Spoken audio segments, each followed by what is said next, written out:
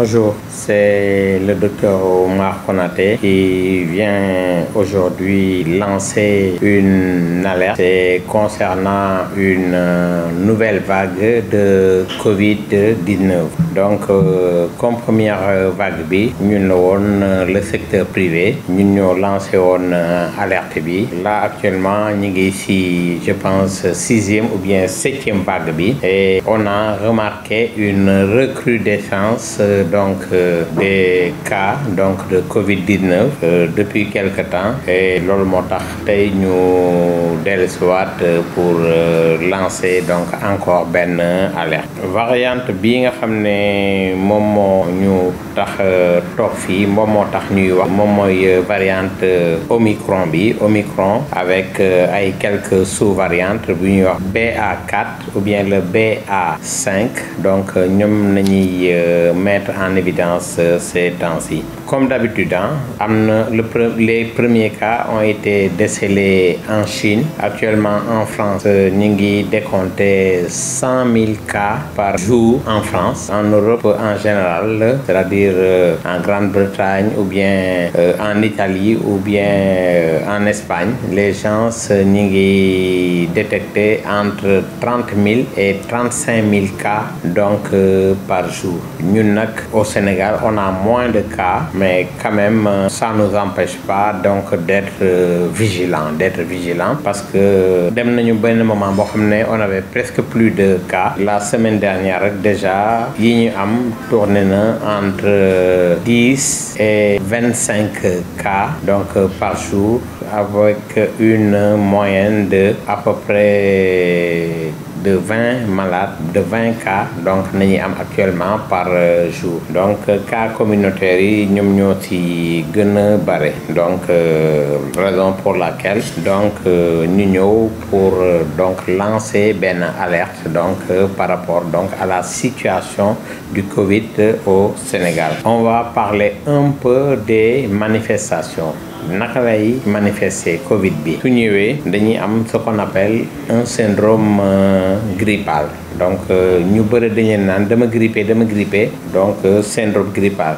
Dañuy am lu ñuy wax ay courbatures ay douleurs articulaires ay myalgie c'est muscles yi ñoom ñooy metti. Dinañu am ay maux de tête, céphalée, am ce qu'on appelle une fièvre dont l'intensité est variable. Intensité bi ça dépend de l'âge, ça dépend également si pathologie yi nga xam ne ñoom ñooy associé à cette fièvre là. On peut avoir ce qu'on appelle un syndrome bronchitique. Syndrome bronchitique bi mun na nekk ay toux simple, parfois mu am ay crachat, mun na nekk une toux sèche, une toux accompagnée de crachat. Et ce syndrome bronchitique mun na dem ba joxe ce qu'on appelle une détresse respiratoire. Détresse respiratoire, nit ki mënatul noyyi. En ce moment-là, c'est obligatoire ñu defal ko de l'oxygène. Toujours parmi les signes qu'on peut citer, on peut avoir des troubles de la conscience qui peuvent aller d'une omnibulation. Nit ki dafay mel ni xamul fu mu nekk et trouble de la conscience yooyu mun na dem ba nit ki dugg dans le coma bu léger ba dem ba benn coma bu profond. Les signes ne sont pas exhaustifs parce que comme on dit Covid bi n'a pas encore fini de donner tous ses secrets. Am na ay signes déjà par exemple en dernière position fan yële ñu ngi doon wax ne que ne nañu dugal une diarrhée parmi les signes de la Covid. Il peut y avoir d'autres signes qu'on ne connaît pas et qui vont apparaître et qui au fur et à mesure dinañuy dugg ci liste bi. Quand on reçoit les gens syndrome bronchitique yi il faut ñu poser le diagnostic. Ñun on a ce qu'on appelle des tests rapides. On peut mettre à la disposition des malades ay tests rapides et ces tests nous permettent de prendre très très rapidement une décision. De façon plus poussée, de façon mën nañu demander ce qu'on appelle un PCR et PCR et également ça peut nous permettre de mettre en évidence de poser poser le diagnostic de Covid. Par rapport à nit ki ni muy ñëwee, donc ça nous permet de proposer ou bien de ne pas proposer donc l'hospitalisation. Si ñu leen décrire yëpp donc ça se manifeste beaucoup plus facilement donc chez des sujets qui sont fragilisés. Mooy ñi nga xam ne dañuy am ay yenn pathologie yu associées. C'est ce qu'on appelle la comorbidité. Donc parmi ces signes-là, ces maladies-là, on peut citer le diabète, on peut citer l'insuffisance rénale. Ça peut venir chez des sujets qui sont âgés. Donc soo nekkee mag, donc tu es sujet à toutes les sortes de pathologies. Mais également chez les immunodéprimés. Immunodéprimés mooy ñi nga xam ne dañu am ay feebar genre sida, mais également il faut faire attention chez par exemple les Sénégalaises, les dépigmentées, suñu jigéen yi di xeesal bi ça peut entraîner une baisse de l'immunité, donc donnant des immunodéprimés. Donc essentiellement loolu moom mooy signes yi et puis li nga xam ne moom moo ñuy permettre donc nous poser le diagnostic. Donc après diagnostic bi, donc c'est le traitement. Le meilleur traitement, c'est la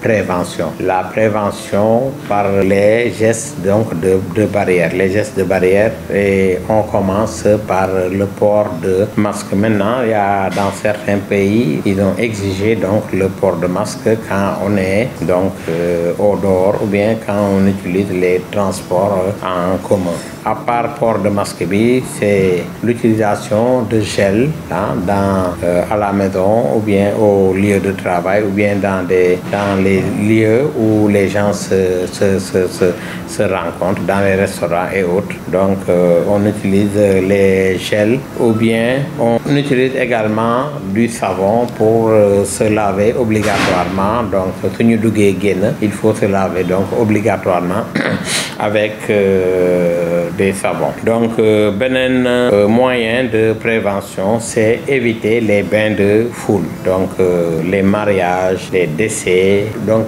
tous ces éléments qui peuvent drainer du monde, donc il faut éviter. Donc les transports en commun également, il faut essayer de régulariser ça. Il faut essayer de régulariser ça, que les gens donc ne soient pas entassés donc dans les transports en commun. Donc il faut faire attention. Pour parler de vaccination, dama koy wax ni rek en bref, parce que il n'y a pas encore de consensus, mais quand même aller vers les lieux de vaccination pour surtout donc les personnes âgées ou bien les personnes qui ont une comorbidité. Donc aller vers les lieux de vaccination. Les gens vous donneront donc beaucoup plus d'informations par rapport à ça. Donc le traitement par l'oxygène, ça se fait dans les lieux sanitaires, dans les cliniques, à l'hôpital ou bien dans les centres de santé essentiellement. Donc on y associe un protocole donc thérapeutique. Boo xam ne je ne vais pas rentrer donc dans les détails. Ça, c'est pour nous. Voilà, donc je vais terminer cette émission, mais avant, donc je veux lancer un appel déjà au ministre de la Santé et de l'Action sociale, le docteur Marie-Khemesse Ngom, donc pour que le secteur privé donc soit beaucoup plus associé donc aux affaires. On lance également un appel au président de la République, son Excellence Monsieur Macky Sall, donc pour nous assister. Donc on ne demande pas d'aide, on ne demande pas d'être aidé, mais on demande d'être assisté pour relever notre plateau technique, non seulement pour la prise en charge du Covid, mais pour la prise en charge donc des autres affections, parce que quoi qu'on dise, nous, le secteur privé, nous sommes garants de plus de 50% du système sanitaire donc au Sénégal, donc ce n'est pas négligeable. Donc les gens doivent donc tenir compte de notre force, parce que on règle pas mal de problèmes donc de santé dans ce pays, et sans la santé, je pense que les choses ne peuvent pas marcher. Donc les choses ne peuvent pas marcher. Donc que les gens nous assistent donc pour relever donc notre plateau technique et en ce moment-là, on pourra faire face. Je vais terminer cette émission en remerciant les membres de l'association donc des cliniques privées du Sénégal et plus particulièrement le docteur Fallou Samba, donc lui je l'appelle le Baye Fall du groupe, le grand frère, le docteur Ali Ojish, donc qui m'encourage beaucoup, donc grand frère, merci beaucoup. La grande sœur également, le docteur Kane. Moi, je l'appelle l'active, l'offensive. Donc, elle est toujours active, toujours offensive, donc pour les affaires donc de l'association. Merci beaucoup. Je vais pas terminer sans remercier certaines de mes mamans chéries, donc qui m'encouragent tout le temps. Je parle donc de Madame Khadijatou Gueye depuis Bentali, elle avec ses sœurs, donc elle m'encourage tout le temps. Une de mes mamans, ma maman de cœur, Madame Edith de Barros. Donc là, c'est ma maman de cœur. L'autre, c'est également la maman Gamou Diallo depuis Sacré-Cœur 3. Donc elle m'encourage tout le temps et chaque fois. Remerciements également à l'équipe qui nous permet de faire donc tout ce travail-là. L'équipe d'Activision avec son directeur, Monsieur Lamine Fall, les techniciens, plus particulièrement Monsieur Ousmane Ndiaye, donc qui fait un gros et un grand travail donc pour donc mettre en place donc cette activité-là. Je vais terminer par Astel également, qui est journaliste dans le groupe, également qui fait un très bon boulot. Merci beaucoup.